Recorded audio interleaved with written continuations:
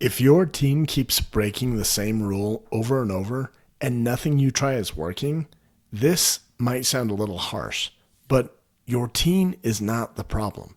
You are. Now, before you click off, hear me out.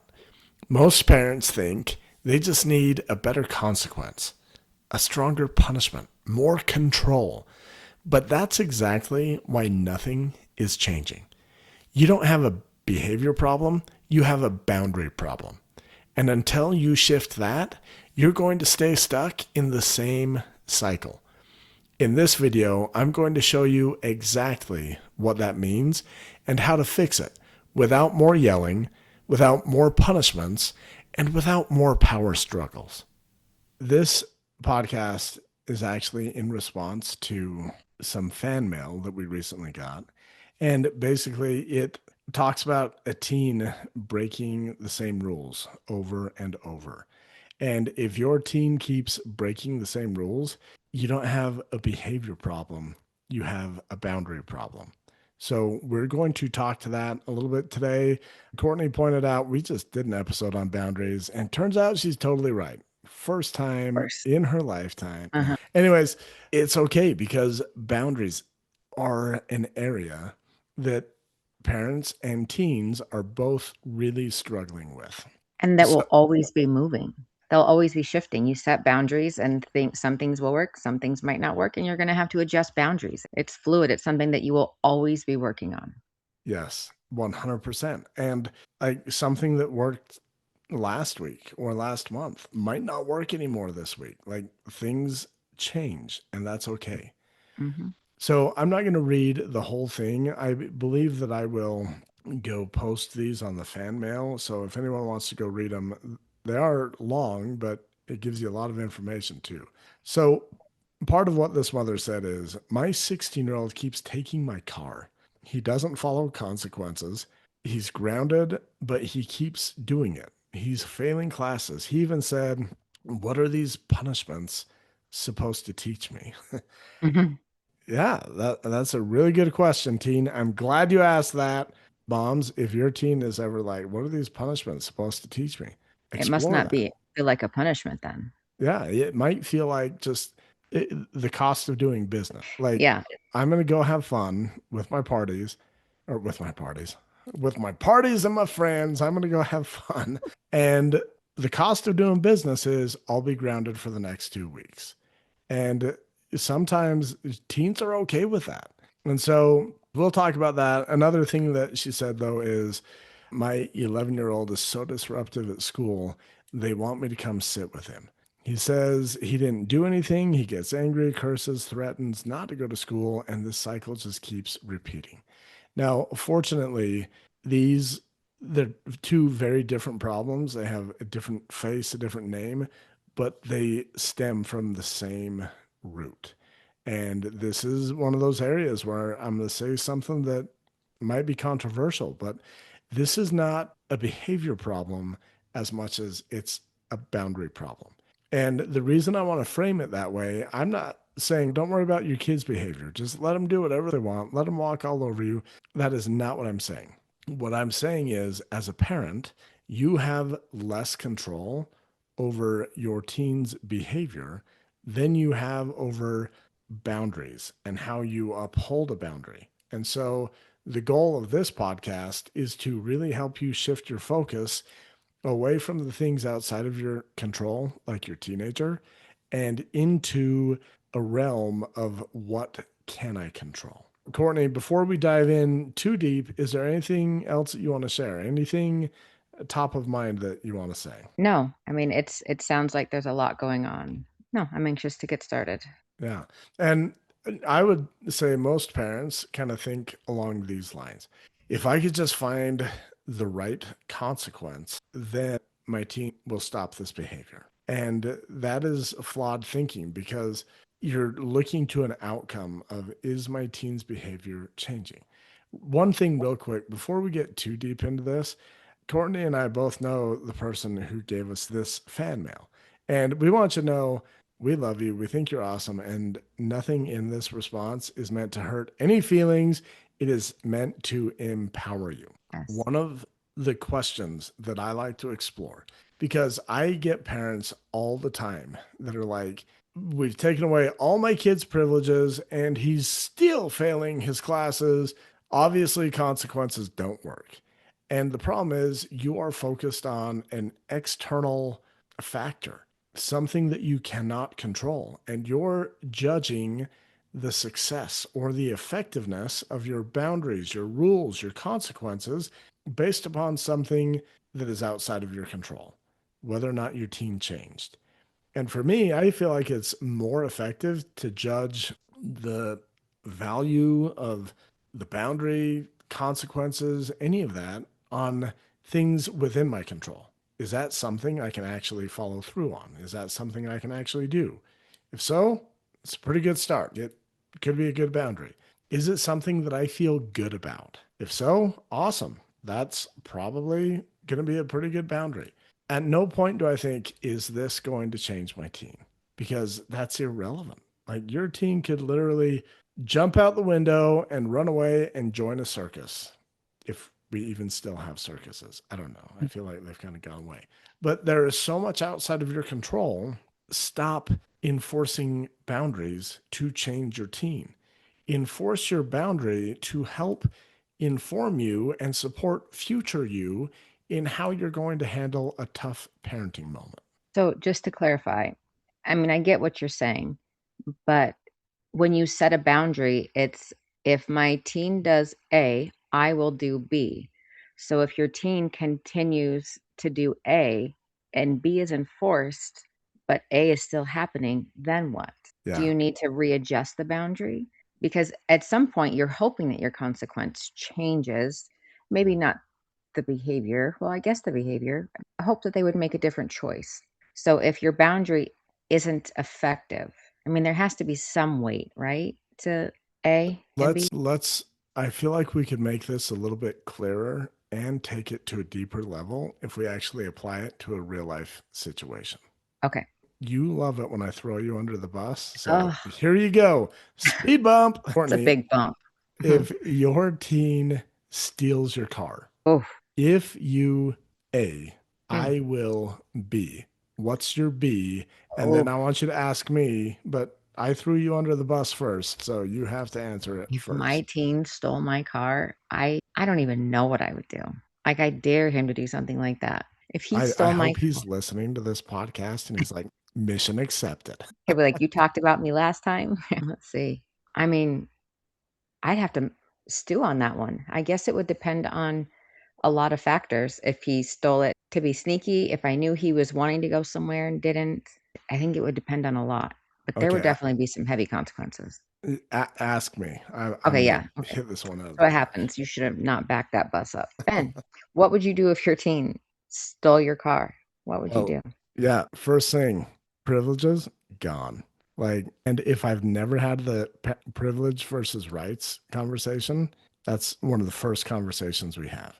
And here's a little secret, and have that conversation while you're driving your stolen car home, or like get them in the passenger seat where you don't have to make eye contact. They're not going anywhere. And just say, look, here's the difference between rights and privileges. Right now, you are not earning any privileges. And since you stole the car, like if it's a privilege, it's probably gone. And right now, I'm really upset and disappointed. I can't believe you stole my car. I'm going to have to think about this. And I would like you to also think about this. What do you think would be fair to expect for you to start earning privileges? And I'm going to the best of my ability, empower my teen to start earning these privileges back. I also want to empower my teen to start identifying what are the privileges and what's the difference between privileges and rights. Hmm. Teens don't understand this day. They think everything is a right. They're very entitled. Yeah. And so that's just step number one, rights versus privileges conversation right now. Number two, like just before we started this call, I went and Googled, like, how much is a hotel safe? You know, those safes at hotels that are super easy to use? You just put in your code to close it so that you know the code. Like, you can get those things for like $30 And I guarantee you, you don't need like a state of the art gun safe to keep your kid from stealing Taking your your keys. keys. Yeah. You just get something that has a password that they won't guess. It could be anything. It could be your mattress. Just hide the keys under your mattress. At some point, though, if my kid is stealing my car, I want him to be responsible for what's within his control. Hmm. I want to be responsible for what's within my control. You know, I didn't think you would ever steal my car, but turns out you did. I'm responsible for making sure that those keys are under my control. Hmm. So, what do you think about like Yeah. how does that sound? That sounds great. I mean, you just broke it down for me. My child would have zero privileges. Like he would have no phone. He would not go anywhere other than school. I would drop him off, pick him up. Like it would be firm. Yeah, he would have no privileges. And let me just highlight this. Yes, on the surface, this totally looks like a behavior problem. And to be completely honest and transparent, stealing a car is a serious behavior. And as a teenager, that's a way better time to learn this lesson than as a 25-year-old man. Yes. Now, yes, we want to change the behavior. I'm right there with you, but I can't control my teen's behavior. So I don't want to focus on that. I want to bring my focus back into me, the boundary.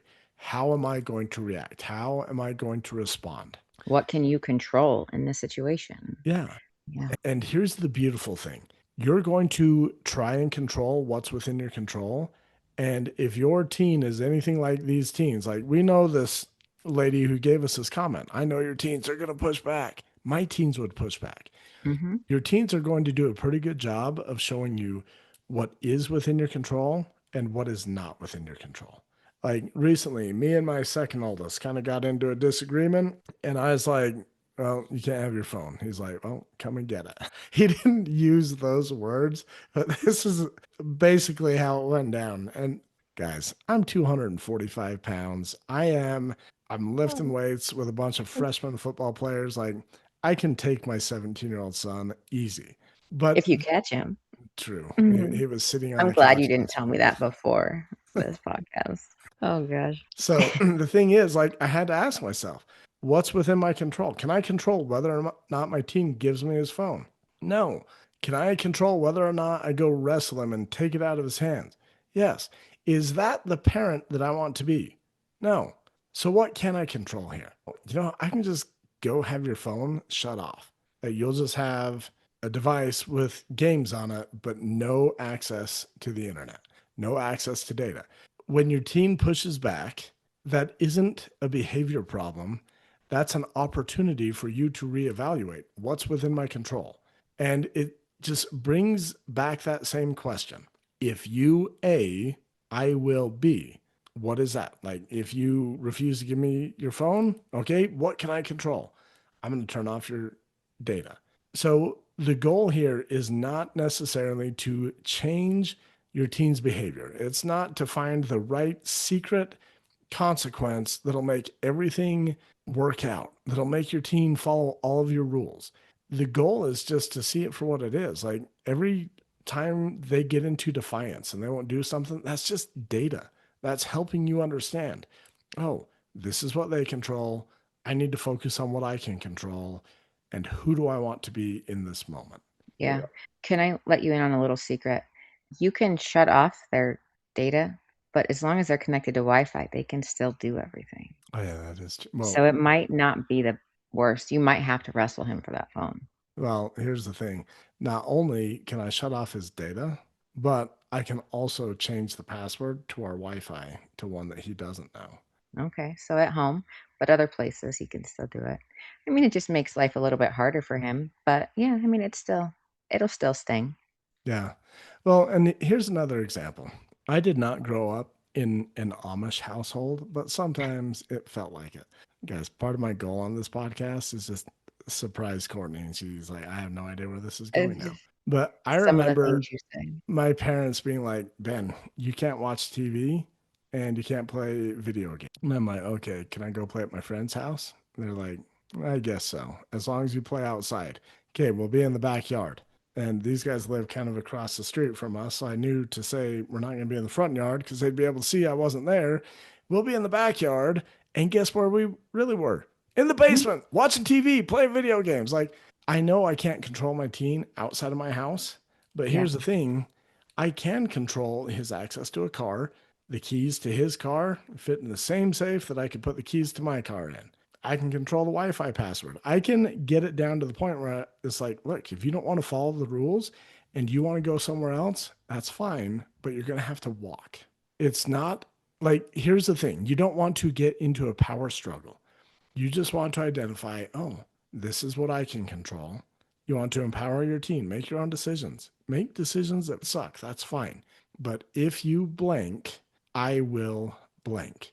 And you're just anchoring yourself in what's within your control and who do you want to be as a parent? How do you want to handle this? Anything you'd like to add? Back to when you read some of the little clips from what she wrote, she had mentioned she's not sure what to believe, the school or her son. But then her son got angry and continued to like curse at her and whatever. And to me, would that make me believe my son that he's behaving in school if he treated me that way?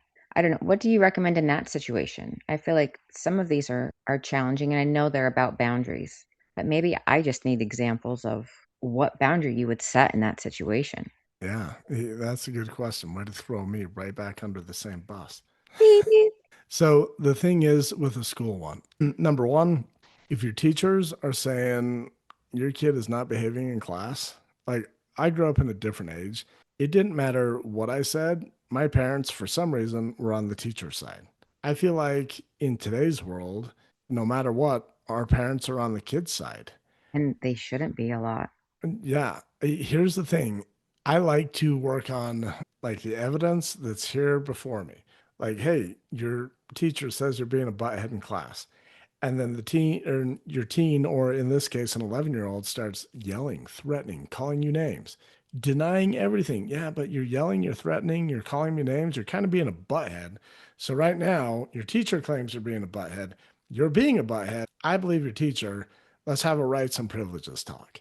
Mhm. And the thing is, I had someone reach out to me about motivation recently. Here's the thing about teens and motivation, guys. If your teens are too comfortable, they're not going to be motivated. Like, why would your teen go play outside when they can experience an imaginary outside in Minecraft from the comfort of their couch, eating Doritos and sipping on soda? If your teens are too comfortable, they're not going to be motivated to do things. They're not going to be motivated to make a change. If your teen can be a complete pain in the butt at school and then come home and enjoy all the privileges of the modern world, they will never be motivated to change their behavior. Which for me, I just like to understand this because if your teen is overly comfortable, they're never going to change this behavior until they get out into the real world when they lose all of those comforts. Like, man, I just got fired from my 10th job for being a butthead to my boss. Now I can't afford a couch or video games. Maybe I should question my life and make some changes. The goal as parents is to control what's within your control. I give you a lot of privileges, and I don't ask you to be perfect, but some of your behaviors are directly tied to your privileges. And if you can't behave at school, you are showing me that you don't deserve these comforts and these privileges that you get at home. And if you value school as a parent, which, guys, I'm sorry to tell you, I am starting to question how much I value school. But if you're one of those parents that you're like, no, school is really important, that's fine. That's on you. Be the parent that you want to be, but let your kid know, look, if you aren't willing to do well in school, I'm not willing to give you these privileges. And at that point, your teen can be like, fine, I don't care about school and I don't really care about those privileges. That's on your teen. Now, this is unrelated, but we could touch on it real quick. I had another mom tell me, hey, my teen is failing school and we don't know what to do. Nothing is working because he's still failing school. But the cool part was, she's like, I don't get it because he works so hard on a neighboring farm. He is always so eager to jump in and help. He's usually kind to his siblings. One of the mistakes that we make as parents is that we overly focus on what we believe is not working. Hmm. And the problem with that is that becomes your reality, and your teen who is mirroring you, that now becomes their reality. So now we have a teen who is willing to work his butt off on a farm, who is very helpful in the home, who's typically very kind to his siblings. And his reality, because he's mirroring you, is that I have a really big problem because I hate school and I'm failing school. That is very defeating, very disempowering, and that will not motivate your team. One of the easiest and fastest ways to create a shift is to shift your reality, reposition what you're choosing to focus on. You can focus on the failing classes, or you can focus on, oh, hey, you do so good at school. You work your, or not school, you do so good like volunteering, helping at home. You work your butt off at the farm. I'm just proud that you are such a hard worker. Someday, if school ever becomes important to you, you could take those exact skills and apply it to school. And you're just celebrating as a success. And guess what? If school's never important to you, at least I know, oh, yeah, and he likes to work on engines. Dude, you Hmm. could probably just go out and get a real job rather than doing school. And I, as a parent, take comfort in knowing no matter what's going on at school, at least my kid has skills that he can take to the real world to provide for himself. Yeah, when we were talking about that earlier, just to be clear, I would have a really hard time if my kid like did not care about school, and I wouldn't know what to do with that until I got there. But I told you earlier, he has so much motivation in so many other areas where a lot of teens don't. He is a hard worker on a farm. I don't know very many teens that are like wanting to go out and do physical labor and work. He's kind to his siblings. That's huge, especially for a teenager. And that he has an interest in engines and cars. Like, I think that's amazing that he has something that he's already that passionate about at his age. Maybe while you still have hopefully a little bit of influence, maybe reevaluate of what else you could do to get him through school, whether it's sit down and have a conversation and agree to, hey, let's work towards a GED. If school is not what you want, I understand you're passionate about this. Let's see where you could go with this, but at least like get a GED, like have an end goal for him where he could at least go to the next step if he chose rather than just fail school and not go anywhere. I feel like once you get to a certain age, you're just like, I'm not going to worry about my GED or go back to school. Maybe reevaluate and talk to him and see what he wants to do. He doesn't Yeah. like school, but what is his end goal when he's older? Yeah. Really good. It reminds me of a story. When I was a high school principal, there was a kid who hated school. And I don't know why we did this kid a disservice. We got him into concurrent enrollment college classes. I think part of the justification was like, look, you can get college credit and the high school credit, and this will help you graduate sooner.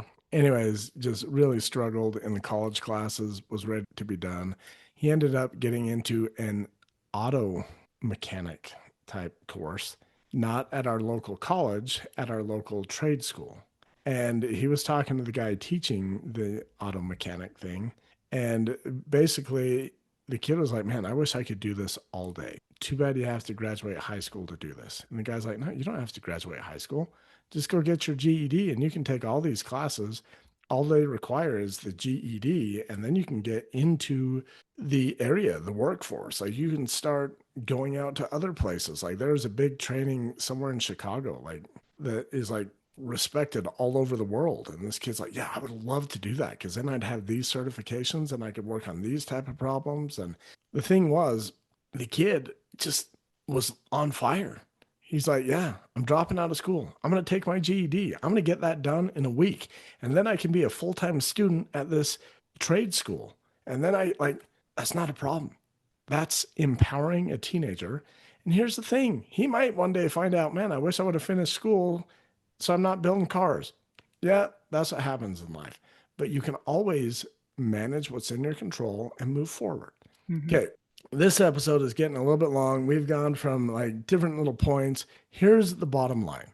If you are the type of parent that you feel like, man, nothing is working because my kid is making the same mistake over and over. They keep stealing my car. They keep getting in trouble in school. They keep failing.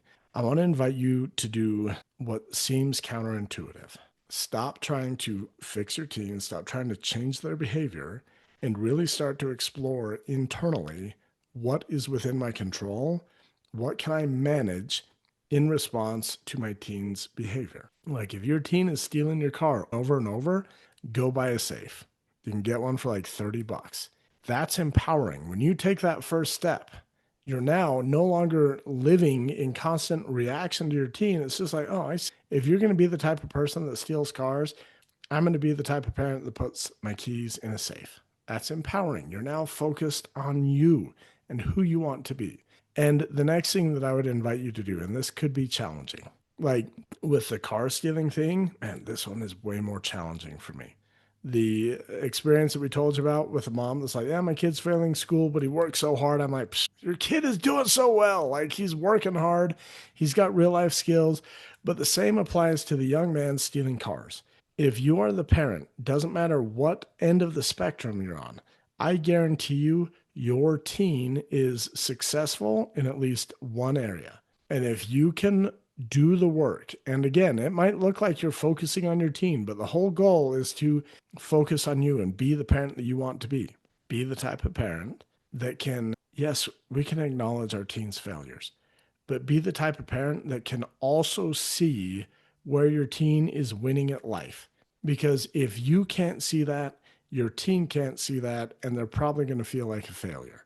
And if you can help your teen see, look, you're doing so well in all these other areas. That's why I'm not worried about you.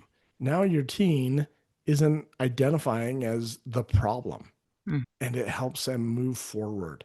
It helps them so that when they're in a position, like the world that we live in is set up to reward people who do well in school. And that's the reality of it. If you can build that foundation with your teen, and the same is true for like stealing a car. The world is built to reward people who don't steal cars. That's just how it is.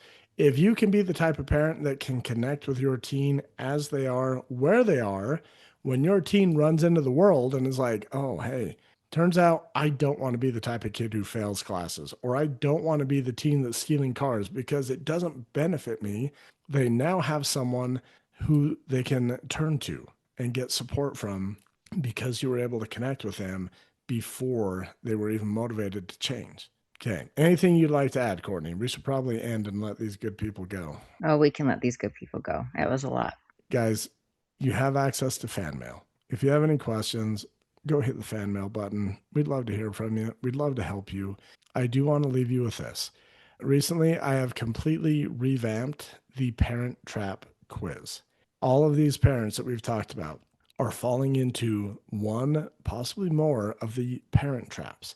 The Parent Trap quiz, I just made it super easy. It's shorter than it was before. Like you could seriously get through it in like less than a minute.